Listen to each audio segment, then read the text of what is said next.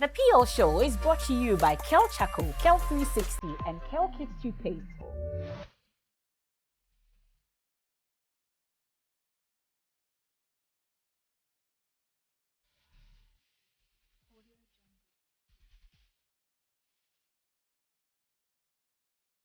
Hello and welcome to today's edition of the Kel Toothpaste PL Show, brought to you by Kel Charcoal, Kel 360, and Kel Kids. With Kel, happy smile. You love my outfit? I do too. It's from Kafui Clothing.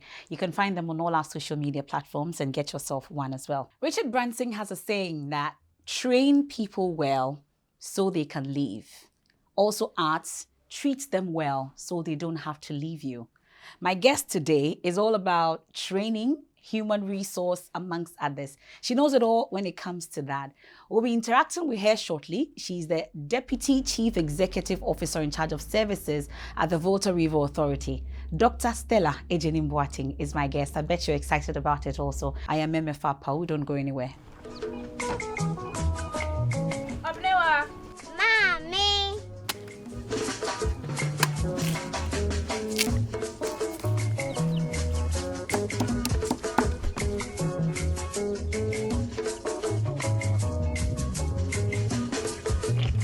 Mama Josie. Fe.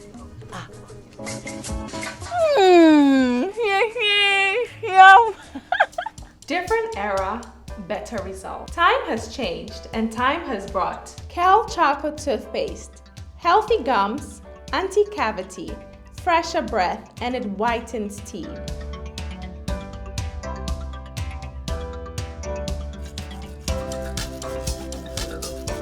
Kel Charcoal Toothpaste, Sankofa, Yenchi, Kel Chocolate Toothpaste. happy smile.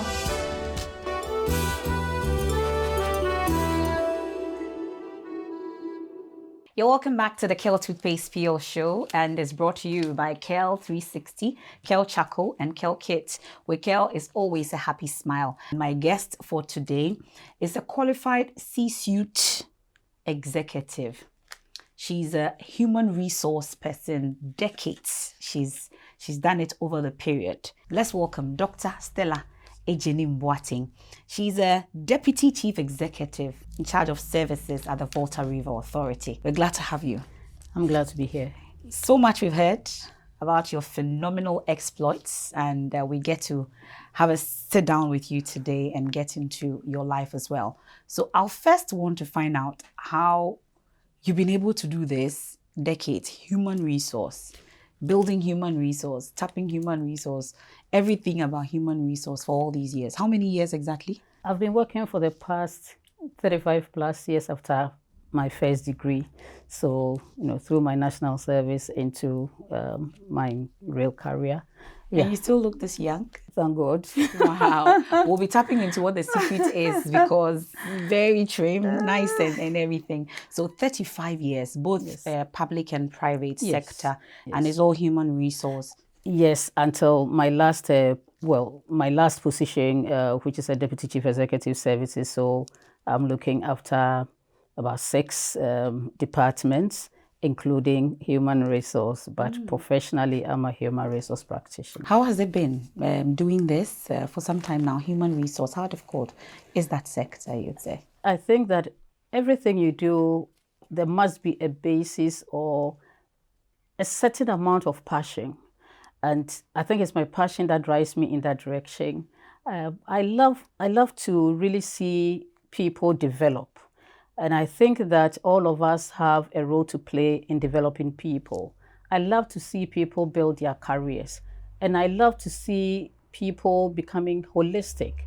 And so for me, human resource comes, I don't know whether I should say, as a natural part of me. And of course, having studied it, I have also really built the skills. And having practiced this also has actually given me the opportunity to see how I can impact people. So yes, it's difficult because, dealing with human beings is never an easy thing. Yeah. It takes me then to, what about your upbringing, like growing up, that made you think or drive the passion towards human resource? Everybody who has heard me speak about my life generally I will know that I would always start my upbringing with the mention of my grandmother. I was born into quite a large family, but in terms of my extended family, my mom, I'm the first, so that I was a first child and I was an only child for quite a long time.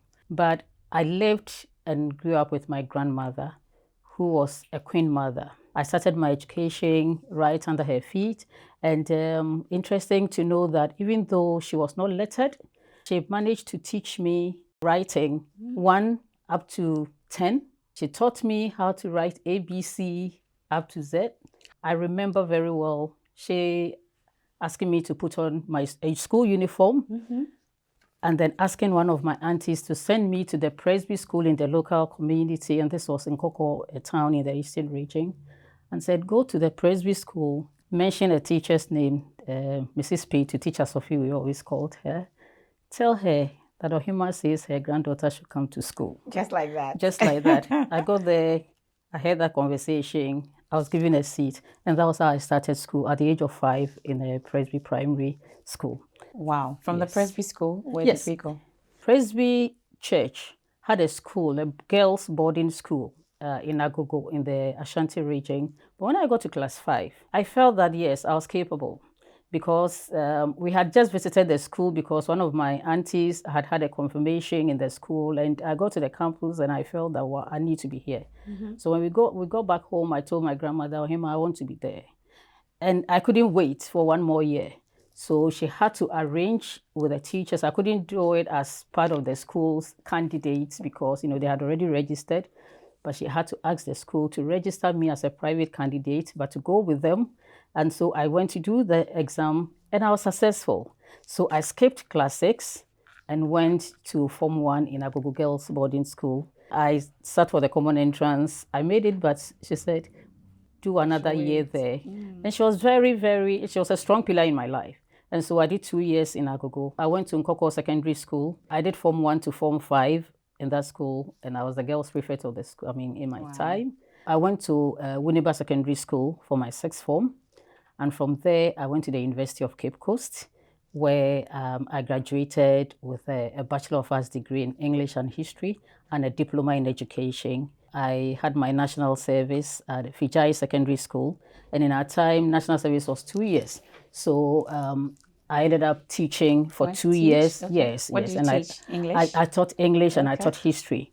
And interestingly, as a national service person, I was given examination classes to teach. So I had to teach Form 4, Form 5, lower 6, and then Form 1 to Form 2 as well. So, I was pretty busy teaching both subjects, yes. So after national service 2 years, I decided to come back home to Accra because my parents were actually in Accra.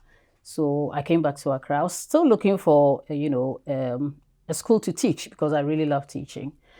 But somehow other applications were responded to much earlier than the education service. So I said, why not? So I started, working with the PNT Corporation before the split where I was with posted to Ghana Telecom anyway. So that's the career. But in terms of school, whilst in the Ghana Telecom, I pursued my postgraduate certificate in public administration at the GIMPA. And then I followed up with a postgraduate diploma in the same school. And interestingly, both occasions, I had a distinction.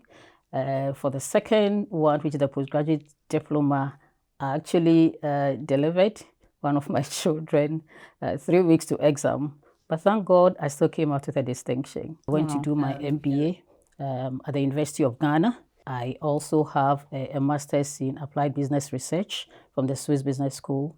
And I have my doctorate in business administration from the Swiss Business School as well. So I'm sure there are some fondest of the memories you've shared with Granny all the way to when you came back to your parents. Well, this, that you were with Granny throughout, your parents were out of the picture? My mom was always, should I say always, but very, very often with us. Actually, she was working in Accra. Okay. Yes, she was a private secretary to the managing director of State Farms Corporation at the time. She moved on to work at the Ghana Investment Promotion Center at the time. But so my grandmother had a certain maybe principle that she had 13 children. Right? My mother was number 6, and she ensured that anytime any of her children had babies, you left them with her. Oh.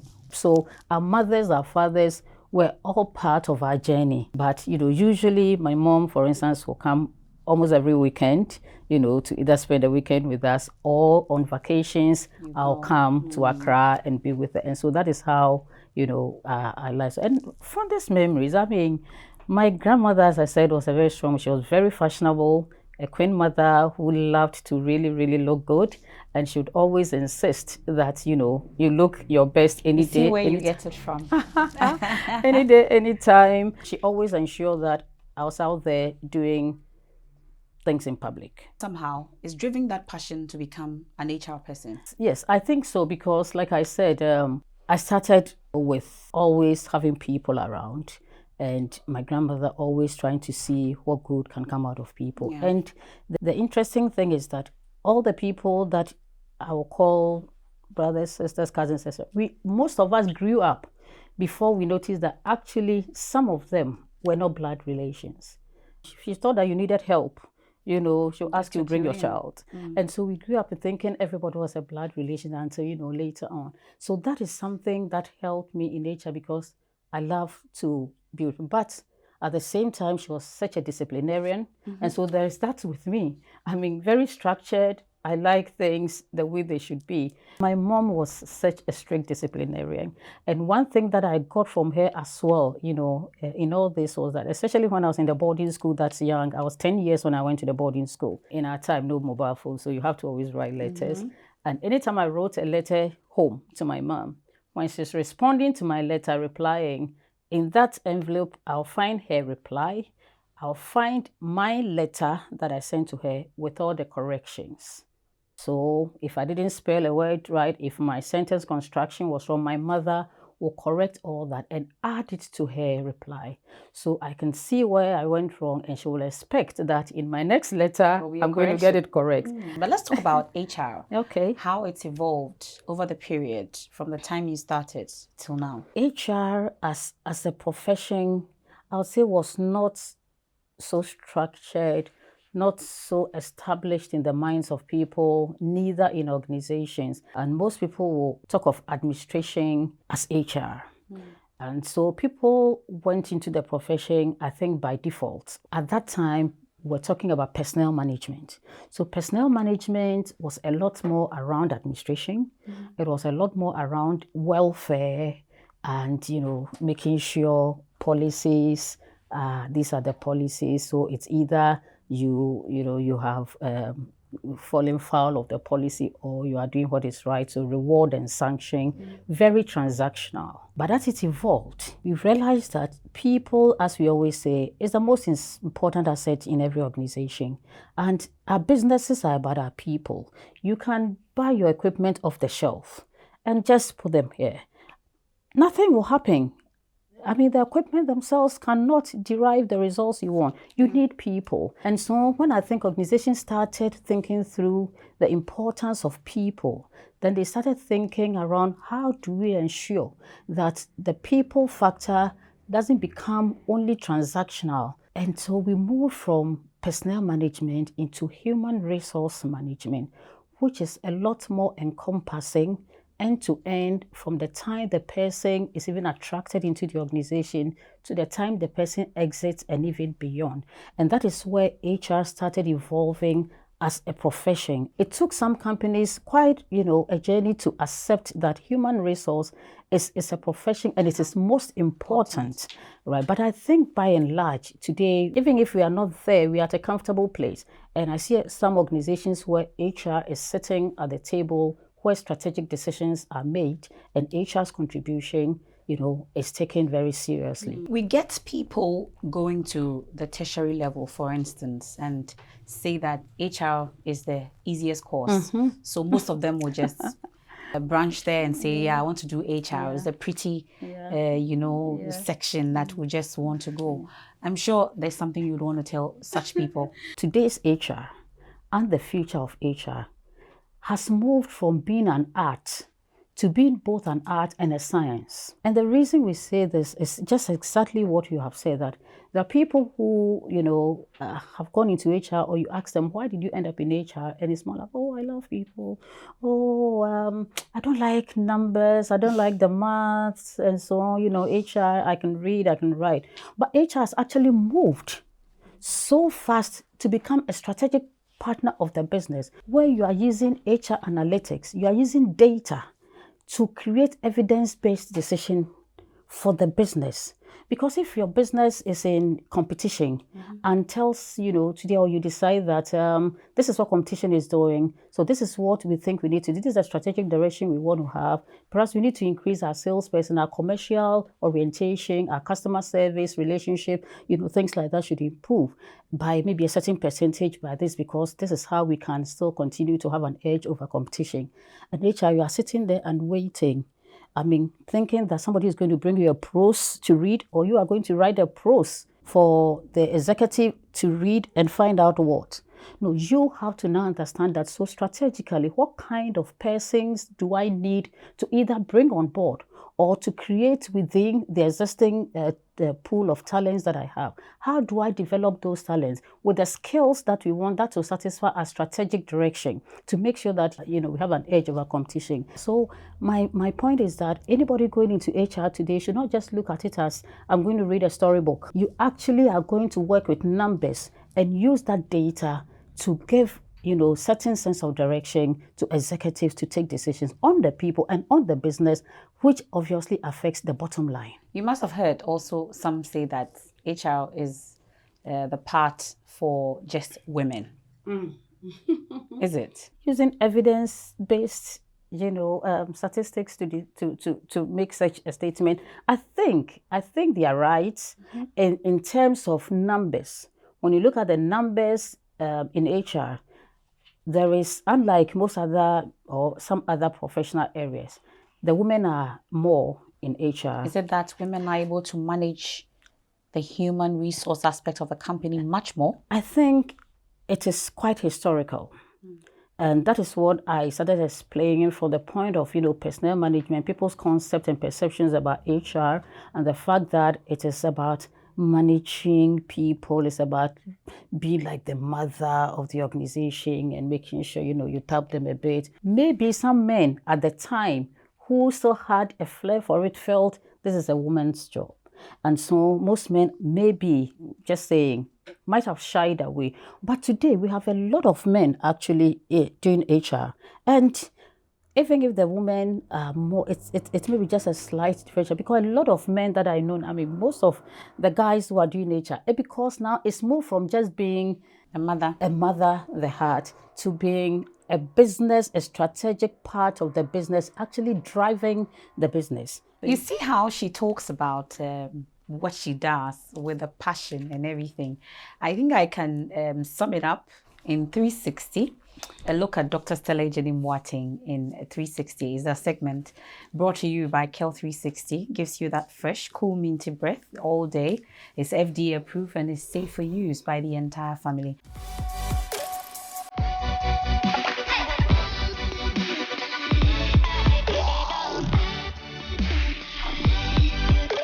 Dr. Stella Agyenim-Boateng is a passionate leader with excellent communication skills and a proven track record of the successful management and transition within public and private sector organizations across various sectors, that is, education, telecommunications, insurance, consultancy, and energy.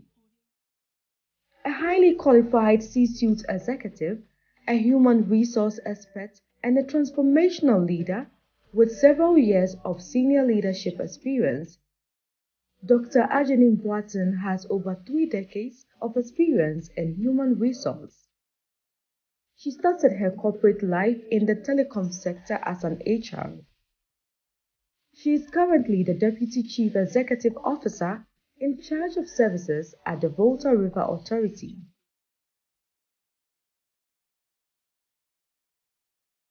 You've just seen Dr. Stella Agyenim-Boateng 360. Your career spans through telecommunications, education, insurance, now energy. How have you been able to adapt to the various sectors that you've had to work in? I believe that change is constant.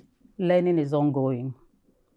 And so change must happen. I mean, it happens even without your efforts. But in terms of career, you must put in an effort. You must continue to see what is it that you want to derive from your career and how and where do you get it from.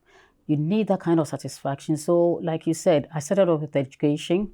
Then I went into telecommunication and I loved it because it was a first feel of real, career for me as an HR person in a purely engineering organization and, working with engineers, trying to push the HR agenda, in an institution where there's always been the feeling that HR is a back burner kind of function. So I worked in Ghana Telecom for about 20 years, and then I rose to the position of a director HR. So I had actually grown in the years. I think one key element of my career was when Vodafone was buying off Ghana Telecom. And it's very important because that whole integration was a big deal in terms of what, as an HR person, I had to face, I had to do to integrate a wholly state-owned company over several years and to become an integrated part of a global multinational.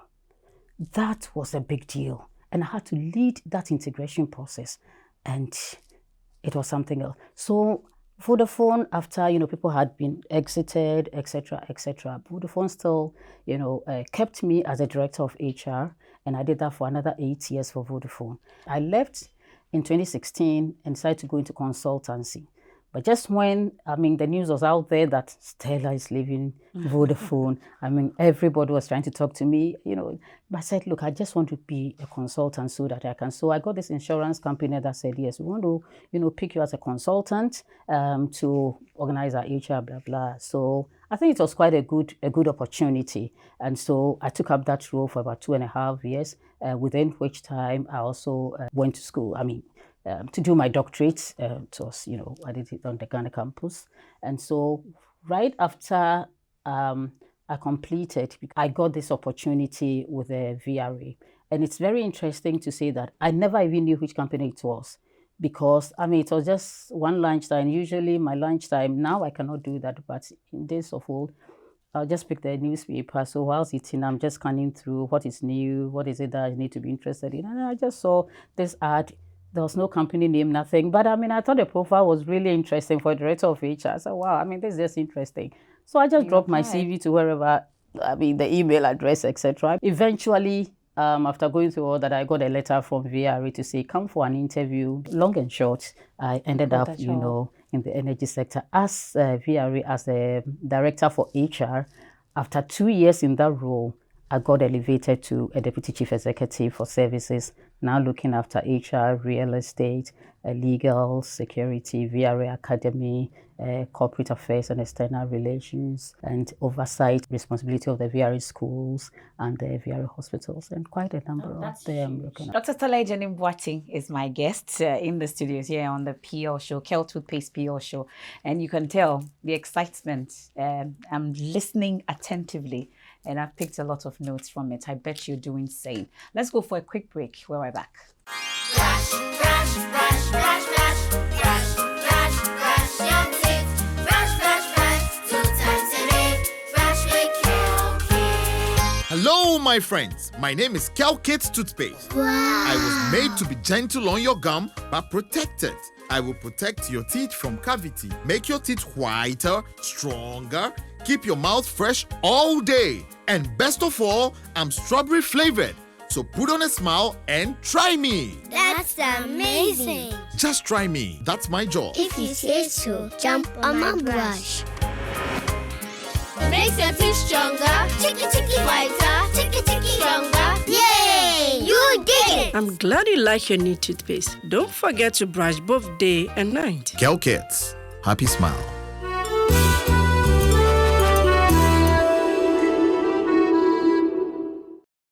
Welcome back to the Kale Toothpaste PL Show, brought to you by Kale 360, Kale Charcoal, and Kale Kids Toothpaste, where Kale is always a happy smile.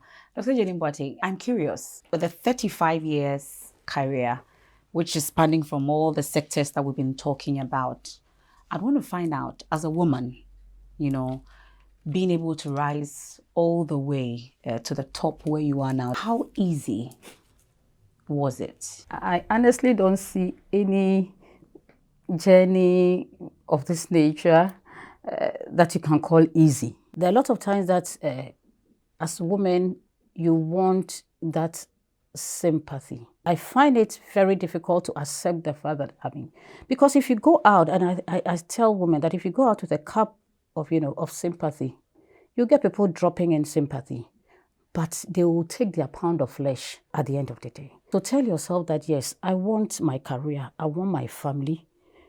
It is never impossible to have these two, but it's also, you must also accept the fact that you can't do it alone. And so you need your support system to be out there for you. The multiplicity of things will always happen in life. So even if you're a woman, don't start thinking or start your position yourself from the point of vulnerability. I always believe that the world of work is a genderless world. As a woman, when a position is available, don't expect people to just hold your hands. Have that positive mind to say that I can do it. Who are those who have done it? How can I get to them so they can help me? And these are the things that I feel we need to do to be able to balance work and home and family. But the men need to support us. Yes, and that's well, important. I would never start from the point of vulnerability, starting from today as a woman. But let's do the DIY segment, brought to you by Kale Charcoal Toothpaste, giving you that white teeth and fresh breath without going through the trouble of grinding charcoal and using plantain to brush it like she did when she was with her grandmother. But you don't have to do that anymore. Kale Charcoal Toothpaste gives you the same effect and is FDA approved and is safe for the entire family. Let's get into DIY. Hello, I'm going to take you through what I call hat enhancement. This is something that I love doing. I buy a hat of my choice, and then depending on what outfit I'm going to use, I try to enhance it. I have this hat and I have these materials. This hat has all these designs here, and I want to enhance it with some goldish touch.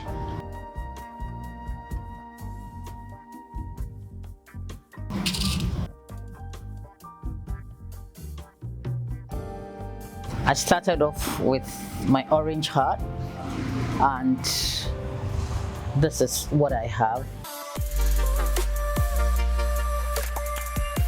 Two of us could have bought the same hat with that same design, but depending on how I will enhance what I have, it may look so different, even if we find ourselves at the same function.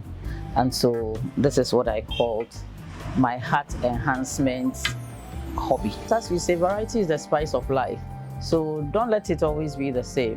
Just a bit of a touch and you are good to go. How many of those hats do you have? Several. Which one are you giving me? Just tell me the color.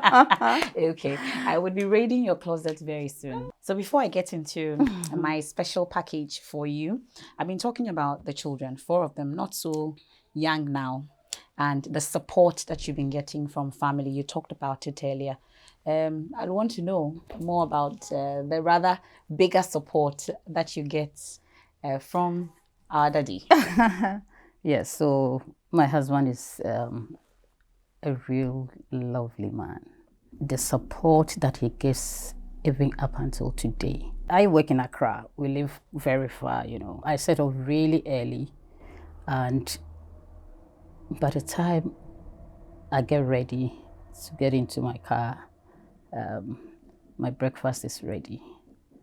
He's always ready to, if he has to stay up because I have very late evening meetings or events that I have to attend, and he has to stay up, just monitor. I want to thank my husband very much for, all the support that he gives me and always pushing me. We totally appreciate your time here on the Kel Toothpaste PL show, and it's almost a tradition for us and for beautiful, phenomenal people like you. We have a wonderful gift, and this is from us. Oh, you have to sit. I will just do the presentation to you. And this is Kel Kids Toothpaste, Kel Charcoal and Kel 360 for the entire family. And not just that, I have a wonderful assisiga also for you. Yes, So I'll just, and I love this because it reminds me of my grandmother's assisiga. So the princess that you are, you can kiss it. And then the princess that you are, the little queen that you were back then. This is I love for this you. one. Thank you I love so it. much. Thank you so much. That's how we wrap up today's edition of the Kel Toothpaste PL show. Dr. Stella Agyenim-Boateng was our guest today. Another exciting edition of the Kel Toothpaste PL show comes your way same time next week. The show is proudly brought to you by Kel 360, Kel Charcoal, and Kel Kids. With Kel is a happy smile. I am Emefa Apawu, and this is the Kel Toothpaste PL show. Your love is sweet, pass sobolo, sobolo, your love is sweet, K-O-E-I,